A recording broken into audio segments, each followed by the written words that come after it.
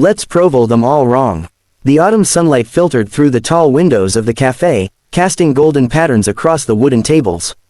Sarah Mitchell sat alone, her hands wrapped around a cup of coffee that had long since gone cold. She watched the steam rise from it in lazy spirals, disappearing into the air like her hopes for this blind date. She was early. She was always early. It gave her time to prepare herself, to build up the walls she would need when he arrived. When he saw her, when the polite smile would freeze on his face, and his eyes would flicker with disappointment. Sarah knew what people saw when they looked at her. A round face framed by blonde hair she'd carefully styled that morning. A body that took up space, that refused to shrink no matter how many times society told her it should. She'd worn her favorite sweater today, a soft beige cardigan that made her feel comfortable, but comfort wasn't the same as confidence. The cafe door opened, and a man walked in. Sarah's breath caught in her throat. He was tall, with dark hair swept back from his face, wearing a perfectly tailored suit that probably cost more than her monthly rent. He looked like he'd stepped out of a magazine, all sharp lines and quiet confidence. This couldn't be him. This couldn't be the man her well-meaning friend had set her up with. But his eyes scanned the cafe, and when they landed on her, he smiled. He walked over with easy grace, and Sarah felt her stomach twist into knots. She'd seen this before. The approach, the realization, the awkward excuse about having to leave early. "Sarah?" he asked, his voice warm and genuine. "That's me," she said, trying to keep her voice steady. "You must be James. James Hartwell," he said, extending his hand. His handshake was firm but gentle. "I'm sorry I'm a few minutes late. Traffic was worse than I expected." He sat down across from her, and Sarah waited for it. The excuse, the sudden emergency, the friend who needed him urgently. Instead, James caught the waiter's attention and ordered a coffee, then turned back to her with that same easy smile. "Your friend Rachel told me you work at the library," he said. "That must be wonderful. I've always loved books." Sarah blinked, momentarily thrown off balance. You like to read?" Voraciously, James said, his eyes lighting up. "Though lately I've been too busy with work. I run a company downtown, and it doesn't leave much time for the things I love."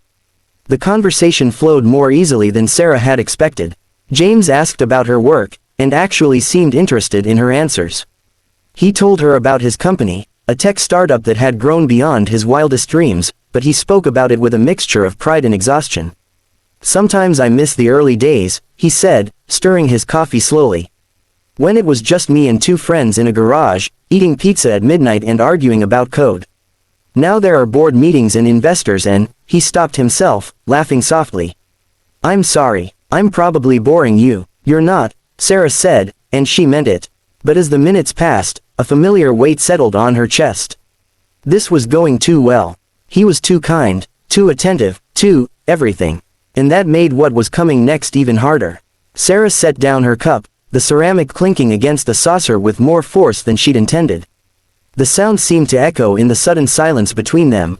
"James," she said quietly, looking down at her hands. "I need to say something." He leaned forward slightly, his expression attentive. "Of course. What is it?" The words came out in a rush, built up from years of disappointment and rejection. "No one marries a fat girl, sir. I know how this works. You're being kind because you're a good person, but we both know this won't go anywhere. I've been on enough of these dates to know how they end." The silence that followed felt like it lasted forever. When Sarah finally gathered the courage to look up, James wasn't smiling anymore. His expression was serious, almost intense, and for a moment she was afraid she'd offended him. Then, slowly, his lips curved into a smile. But it wasn't the polite, distant smile she'd expected. It was warm and determined, and it reached his eyes. "Let's prove them all wrong," he said simply. Sarah felt tears prick at the corners of her eyes. "What?" James reached across the table, stopping just short of touching her hand, giving her the choice. "Sarah, I've spent the last hour talking to one of the most interesting women I've met in years. You're intelligent, funny, and you have this way of really listening when someone talks. Do you know how rare that is? But, I'm not going to pretend the world isn't shallow," James continued, his voice gentle but firm. "I've seen it in my own industry. People judge based on appearances, on first impressions, on things that don't matter. But I didn't build a successful company by following what everyone else thought was right. I did it by trusting my own judgment. Sarah felt a tear slip down her cheek. She wiped it away quickly, but James had already seen. "I'm not asking you to marry me today," he said, and there was a hint of humor in his voice now. "But I am asking if you'd like to have dinner with me. A real date, not a blind one. Somewhere we can talk more, without your coffee going cold." "Why?" Sarah whispered. "Why would you want that?" James was quiet for a moment, considering his words carefully. "Because in the past hour, you've made me laugh. You've made me think. You've reminded me why I loved books, why I started my company in the first place. And because when you talked about the children's reading program you run at the library, your whole face lit up.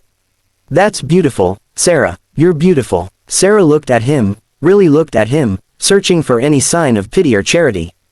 But all she saw was sincerity. "What do you say?" James asked. "Will you let me prove them wrong? Will you let us prove them wrong?" The cafe seemed to fade away around them. The chatter of other customers, the clink of dishes, the hiss of the espresso machine, it all became background noise. In that moment, there was just Sarah and James, and a possibility she'd never let herself believe in before. Slowly, Sarah placed her hand in his. "Okay," she said, her voice steady now. "Let's prove them wrong." James's smile was radiant. "How about Saturday? There's this little Italian place near the waterfront. The kind of place that's been family-owned for 3 generations. Real pasta, real conversation. I'd like that," Sarah said, and she realized she was smiling too. As they left the cafe together, walking out into the golden afternoon light, Sarah felt something shift inside her. Maybe this would work out, maybe it wouldn't. Maybe James would change his mind, or maybe she would. But right now, in this moment, she chose to believe. She chose to believe that someone could see past the surface, could see her, really see her, and choose to stay. And maybe, just maybe, that was enough to start proving the whole world wrong.